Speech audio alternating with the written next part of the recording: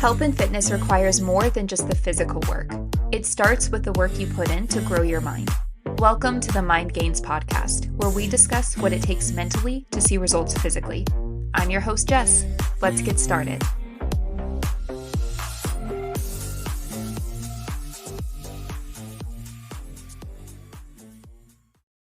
What is up, everyone? Welcome back to another episode of the Mind Gains podcast. I am so very excited for this episode because today we're going to be talking about how I structure my meals in order to meet my nutrition targets every single day. And I will say that for the longest time, this was the hardest part. In a sense, nutrition is still the hardest part for me and probably always will be. The truth is that nutrition is the hardest part for pretty much everybody. And the reason for this? Because it's the largest component of all things health and fitness. Nutrition is what makes up most of your results. You'll probably hear a lot of people say it makes up about 80% of your results, but I would argue it's probably closer to 90%. The reason for this being that if you think about your movement for the day or your workout, you're working out maybe for an hour each day. What your nutrition and your intake looks like takes up the other 23 hours each and every single day. So, no wonder it plays such a large role in the results you do or do not see. So, it's going to be extremely, extremely important that you gain a handle on your intake if you haven't already. Nutrition is my favorite piece of this puzzle, though, not because it was so easy for me to grasp or anything like that, because it most certainly was not, but because for years and years and years, I had no idea what my intake should look like. How much should I eat? What foods should I eat? How much protein should I be eating every day? Do I need to cut out carbs and sugar and sweets? And I was so unbelievably lost when it came to nutrition. And obviously, I knew I needed to eat healthy, but what the heck did that even mean?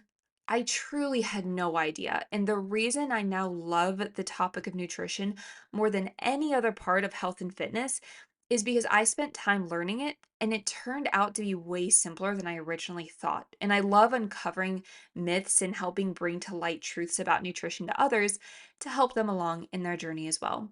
Because the truth is, it doesn't have to be complicated. We as a society have way overcomplicated the heck out of nutrition. And now I love being able to combat that with very simple truths and help paint a little bit of a clearer picture for others on their nutrition and eating habits.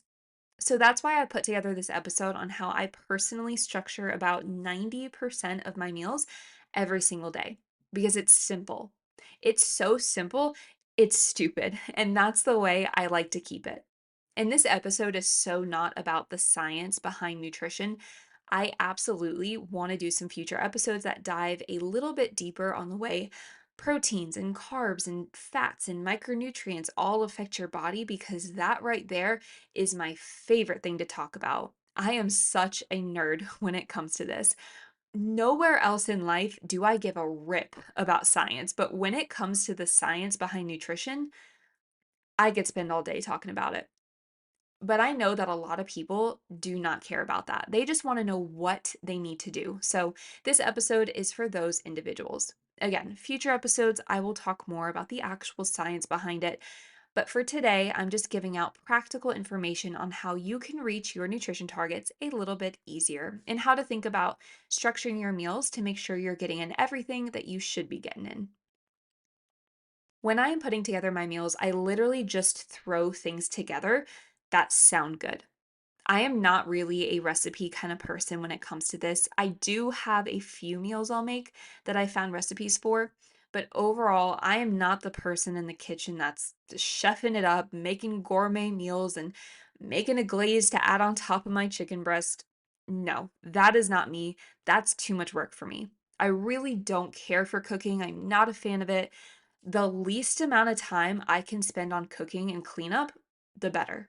If I could spend 10 minutes, throw everything in one big pan, and have a delicious, easy meal in the matter of minutes, that's a win for me. All the meals I make have to meet a set of criteria for me to be able to add it into my frequent rotation. And that is it's easy to make, it's quick to make, it's macro friendly, and it's delicious. because I'm also not sitting here choking down dry, bland chicken and rice all hours of the day. That's not me either.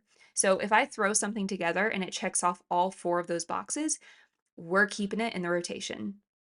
So, first things first, when I'm structuring my meals, I always start off with the protein source. I always tell my clients that protein is the star of the show. It is the main act. It should be the center of attention always. So I pick my protein source. My go tos are chicken breast, chicken thighs, ground beef, steak, salmon, shrimp, tuna, turkey, pork, and egg whites. You could also do eggs, but I'm not a fan of eggs. I actually like egg whites much better, so I usually stick with those instead. You could also do another type of fish, tofu, Greek yogurt, some sort of deli meat, whatever you like, whatever your heart desires. The goal here is to eat the foods you enjoy. That's going to be key to sticking with this. If you're forcing down chicken breast every day and you absolutely hate chicken breast, I mean, how long are you going to stick to that? How long are you really going to do this for? Eat the foods you enjoy. There are so many sources of protein out there. You don't have to stick with just a plain old chicken breast if that's not your cup of tea. This is exactly why you're not going to see me eating whole eggs. I do not like eggs. I think they're stinky and they taste gross and just ugh, yuck. So I pick my protein source first. Once I have that decided, I pick my carb source. For these, I love rice, potatoes, pasta, bulgur wheat, quinoa, rice cakes, oats, bagels, and English muffins. And depending on whatever my protein source is and what meal it's for, whether it's, breakfast or lunch or dinner, I will pick something that sounds like it goes well with my protein. Once I have my carb of choosing, I will add on either a fruit or a vegetable a lot of the time. My favorites for these are zucchini, onions, broccoli, green beans, bell peppers, corn, strawberries, blueberries, mangoes, and pineapple. But you can pick any fruit or veggie you like and add those into your meals or on the side works as well. And lastly, I will pick a fat. The only fats I really like adding to my meals are either olive oil, avocado, peanut butter. I'll make my own sriracha mayo sauce and use that sometimes as my fat source. Or if I find like a lower calorie sauce in the grocery store, sometimes I'll add a bit of that as well to my meals. But a bit of a side note here with the fats. I don't add a fat to every single meal I have. The reason for this being that a lot of the time we're getting in enough fats from the other foods we're eating or from the way that we're preparing our foods. So, if I'm doing salmon as my protein source, for example, I don't usually add a fat on the side because salmon is a fatty fish. Same thing with chicken thighs. Chicken thighs are a fattier source of protein than chicken breast is, which is a leaner source of protein. Chicken breast doesn't have a high fat content to it at all, whereas the chicken thighs do. So if my protein source is a fattier protein, I will usually not include extra fat on top of that. Or in a situation where I'm maybe using a bit of olive oil or butter to cook with, I add that to the pan. I won't add fat then either, since my meal was already cooked with some sort of fat. So sometimes I add a fat on the side, sometimes I don't, just depending on what that meal consists of. So to recap, I pick a protein, pick a carb, pick a fruit or vegetable, and sometimes add a fat. Keep it simple. Your meals don't have to be this insane concoction of gourmet foods. Like, this is literally it. This is how I structure my meals. I throw things together that sound good. And sometimes I'll throw it all together in a bowl. Sometimes I'll make a sandwich or a salad. I'll do soups, quesadillas, burritos, like anything that sounds good to me. And I'll just make sure that there's a protein, carb, fruit or veggie, and fat included. Done. That's all that's needed. I also wanted to give some examples of foods that I like together to maybe give you a little bit of meal inspo. So, some of my favorites are egg whites with bread or an English muffin. Maybe throw some veggies in there and do an egg white scramble. I also love breakfast sandwiches, so I'll usually do egg whites on an English muffin with like a little bit of deli sliced chicken breast, cheese, and avocado. Ground turkey or ground beef with egg whites, toast, and fruit on the side. Greek yogurt with granola and fresh fruit, oats with a scoop of protein powder mixed in, peanut butter and fruit on top, chicken breast with rice, a vegetable mix, and sriracha mayo, steak with rice and green beans, ground beef with potatoes and feta cheese and either some avocado on the side or maybe some sriracha mayo on top, steak with rice, zucchini, and onions, salmon with rice and broccoli, chicken thighs with orzo and a vegetable mix, ground turkey with bulgur wheat, bell peppers, and avocado, tuna on top of rice cakes with avocado, maybe some fruit on the side. Do we see how easy this is? I'm not sitting here making recipes for everything. I just pick things and throw them together real quick. And you know what?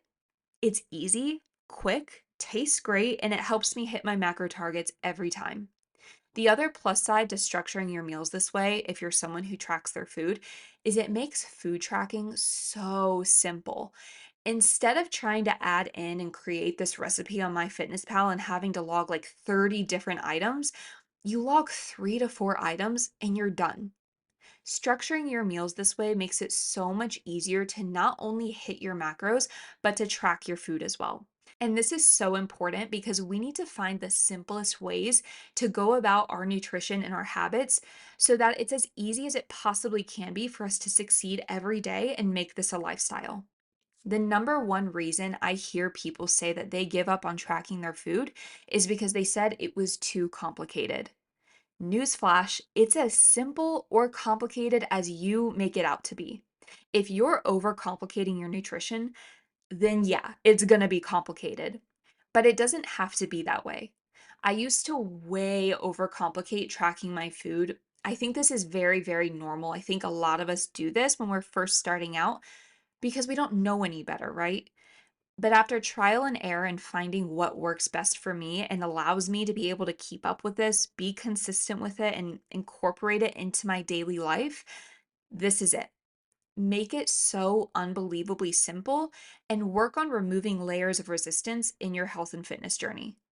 Don't create them and make them out to be worse than they are. Don't make any piece of this harder than it needs to be. And a bit of a side note here, if you're someone who just doesn't really eat meals, you just kind of graze throughout the day and snack on a little of this, a little of that as the day goes by, stop it. Stop that. You need to be eating actual food, actual meals. Eating 3 chicken nuggets and a handful of nuts is not a meal. You need to be eating at least 3 full meals every single day. Snacks are not meals. If it doesn't have at bare minimum a protein and a carb, it is not a meal. That's a snack, my friend. We need to be eating meals throughout the day because we need to fuel well. And I can almost guarantee if you're someone that just kind of snacks throughout the day, your energy levels are probably feeling that. So don't sit here and complain about being sluggish all the time and constantly having low energy when all you're putting in your body for the day is an iced coffee for breakfast, 5 pieces of lettuce for lunch, and maybe a decent sized dinner. Like, yeah, of course you have no energy. You had like 4 calories in total for the entire day. I just called some of you out, right? But seriously, eat real food. Aim to get in at bare minimum 3 full meals a day. And if you struggle with that right now, work up to it over time. Okay, so we've talked about how to structure meals, but I also wanted to go over how I decide what my protein, carb, fruit, and vegetable choices will be for each week. And spoiler alert, again, I make it simple.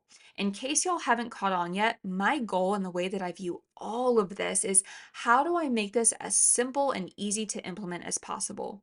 What's the easiest way I can set myself up for success? So here's what I do. We grocery shop once a week in my household. Some people do twice a week, some people do once every other week. There's no right or wrong way when it comes to this. It just comes down to whatever works best for you. So when I'm putting my grocery list together each week, I pick usually 2 to 3 protein sources, 1 to 2 carb sources, and 1 to 3 fruits or vegetables. Like I said earlier, my fat sources typically stay pretty much the same week to week, so I just put those on repeat.